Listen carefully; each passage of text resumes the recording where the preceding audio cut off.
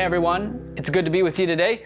My name is Byas, and I'm the co-host of the Bible for Normal People. But more importantly, Josh and I go way back. We went to seminary together back in those days that we maybe don't care to remember as much.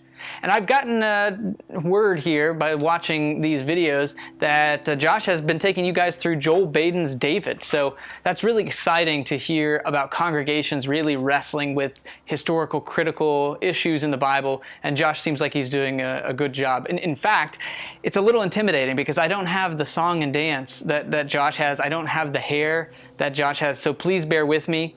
Just understand that, when he's out, we got to take a step down. We got to lower the bar and lower the expectations. But I'm excited to be here with you guys and talking about what we're going to talk about today, which is Genesis chapter 32.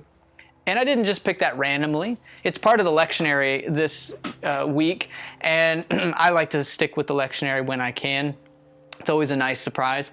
But in this case, it's so timely, and it seemed like such a great story to talk about.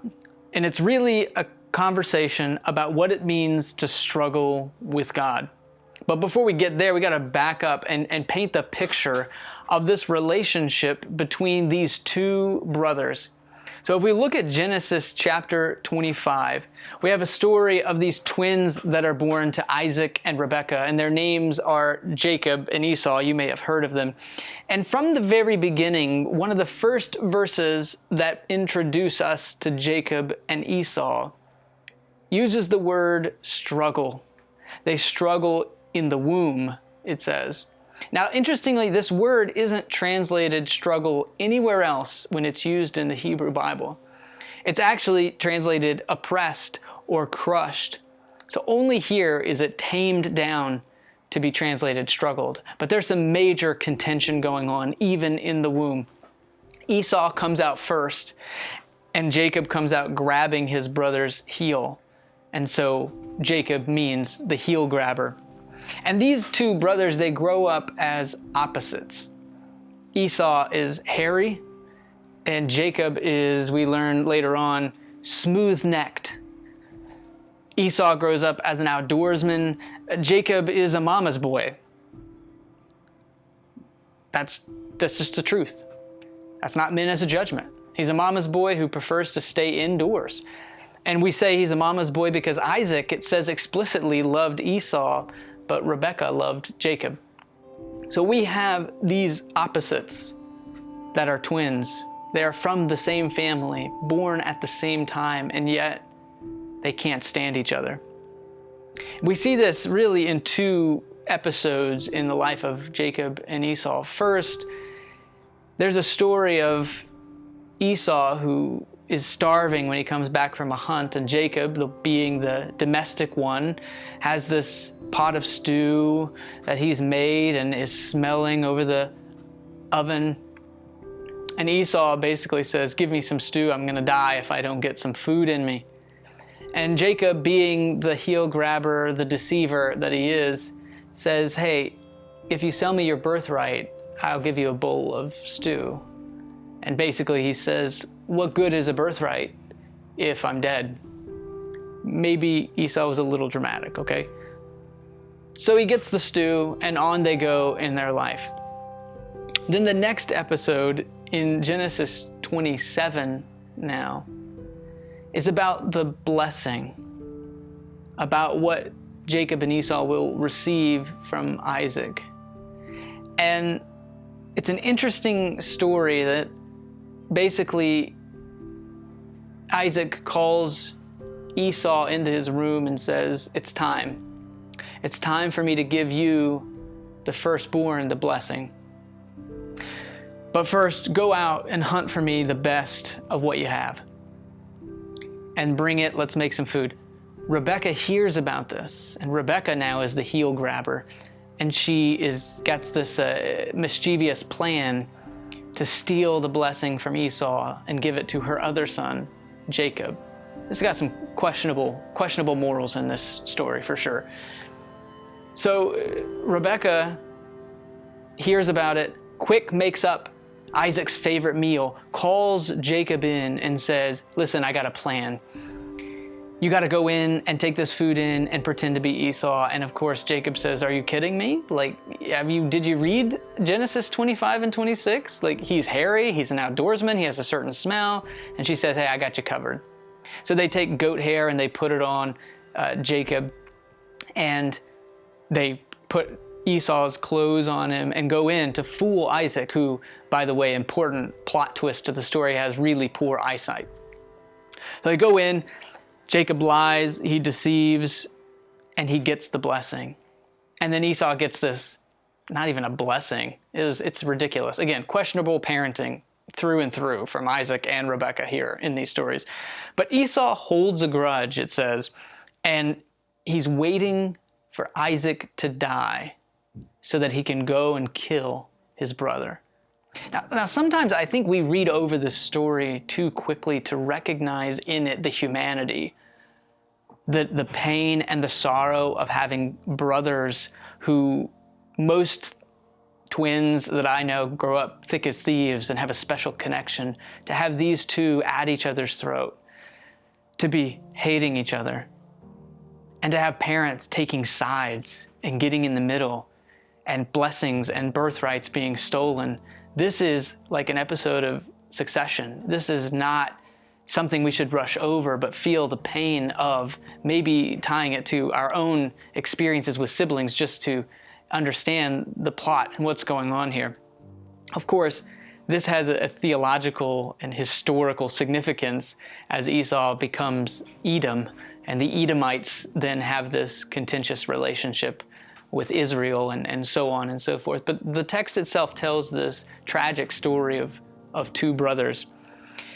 And Rebekah again gets wind of this plan of Esau's to kill Jacob. And so she tells Jacob he needs to run away, and so he does.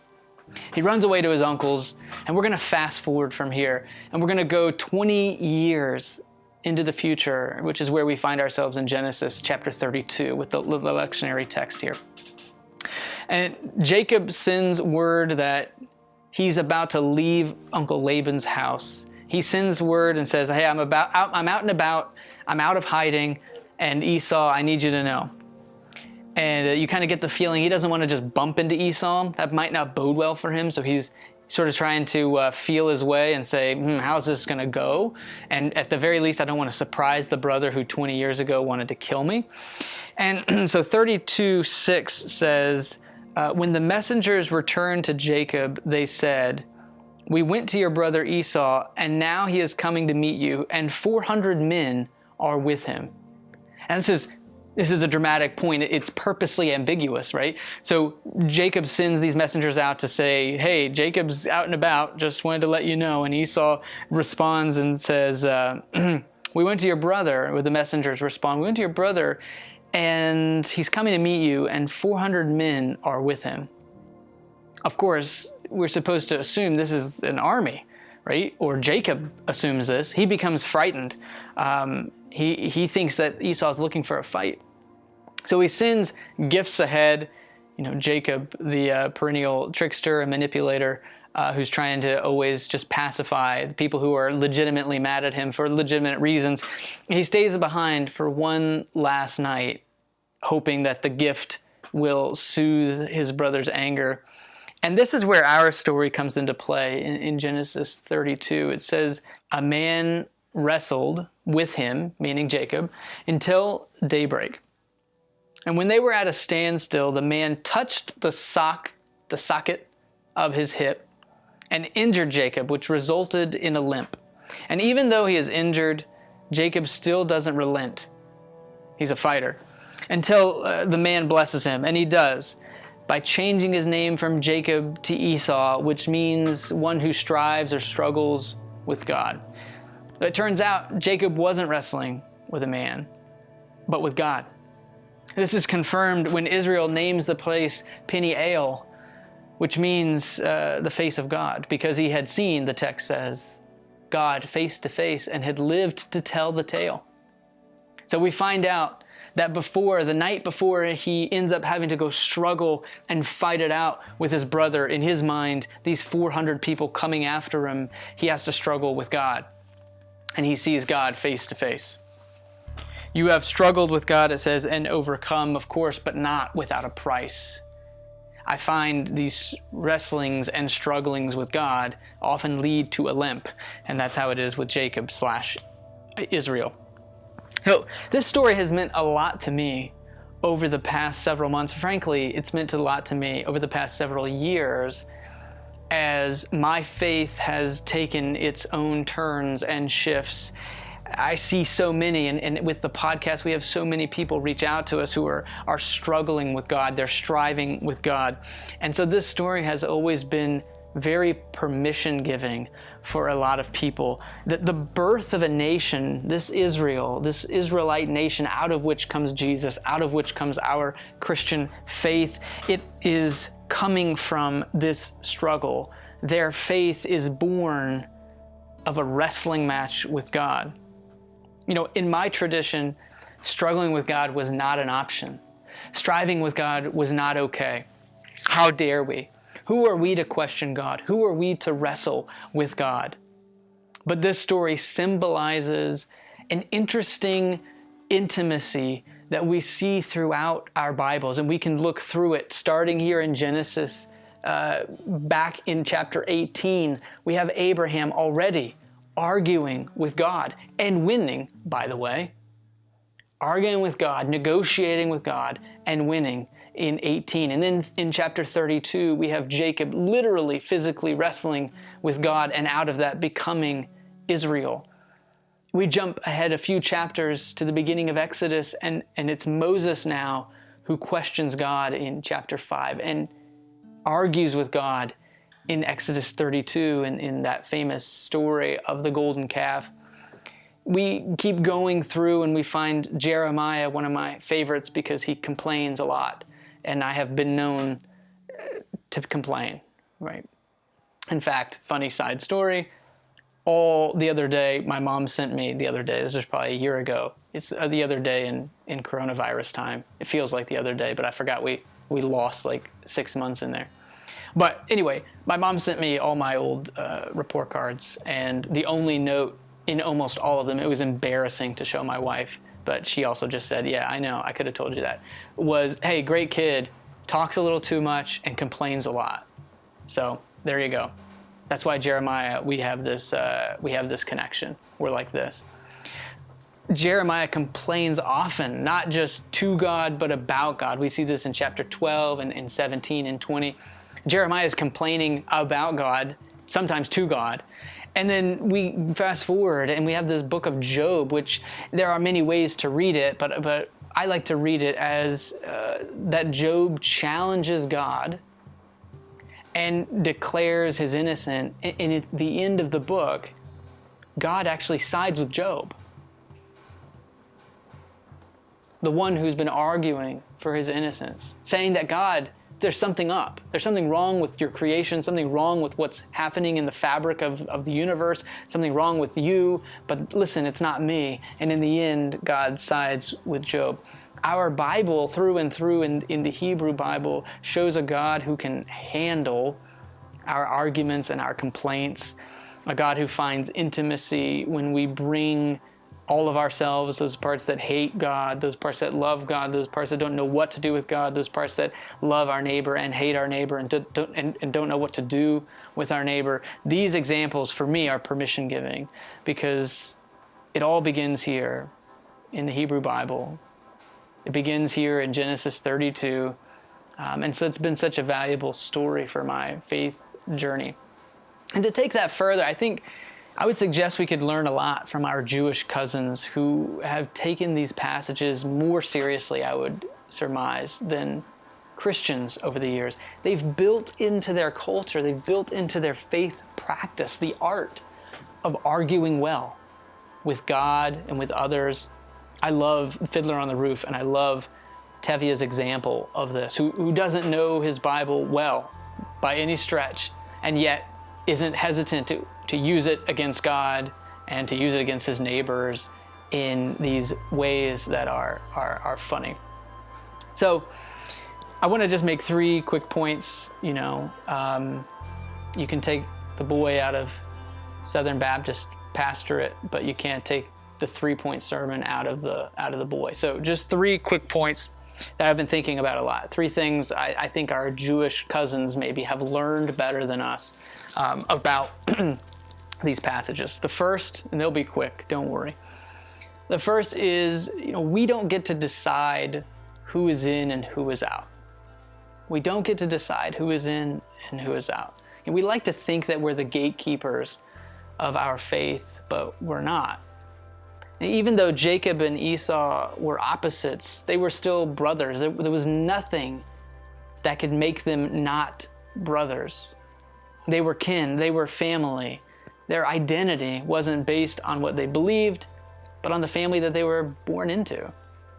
So it's probably then important to pay attention when Paul and others in the New Testament use this kinship, family language of the family of God. Of course, that always sounds so good and warm and fuzzy until that means we can't kick racist Uncle Frank out of the family because we don't like him. And there are, of course, theological and ecclesiological analogies to that. And this actually reminds me of a story I once read in a collection of essays on community and place. It was about what it means to live in a community and live in a neighborhood. And I actually have the book here. It's a really good one. It's called Rooted in the Land, Essays on Community and Place. I just thought I'd read this real quick because I really appreciated the way it talks about this. They had these neighbors that they didn't always get along with, and his mother didn't appreciate the language and the behavior of the other neighborhood kids and their father.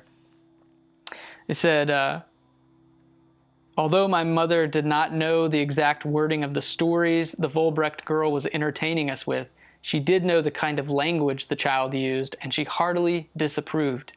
She would have done anything in her power to deny my brother and me that part of our education, but there was nothing she could do about it. The Volbrechts had to be at the barn raising, just as they had to be there when we branded calves. They were neighbors, and that was that. So there's something, I think, to this art of not deciding who is in and who is out that our Jewish cousins understand better than maybe we do. So we don't get to decide who is in or who is out. That's the nature of the metaphor of family. That would be my point. I think some people might debate that. That's okay. You can call me up anytime. I'm happy to have that debate. 2, we don't get to decide who we love. We don't get to decide who's in and out, and we don't get to decide who we love.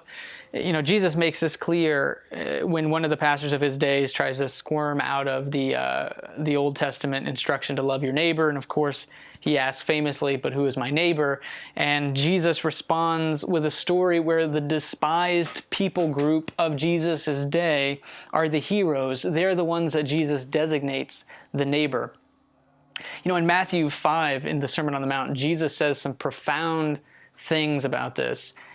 It's interesting because for a long time I read the Beatitudes as that central piece for me of what Jesus is instructing. But what's been haunting me lately is this section in Matthew 5 where it says, "You have heard that it was said, love your neighbor and hate your enemy. But I tell you, love your enemies and pray for those who persecute you, that you may be children of your Father in heaven. He causes his sun to rise on the evil and the good, and God sends rain on the righteous and the unrighteous. If you love those who love you, what reward will you get? And if you greet only your own people, what are you doing more than others? Don't even pagans do that?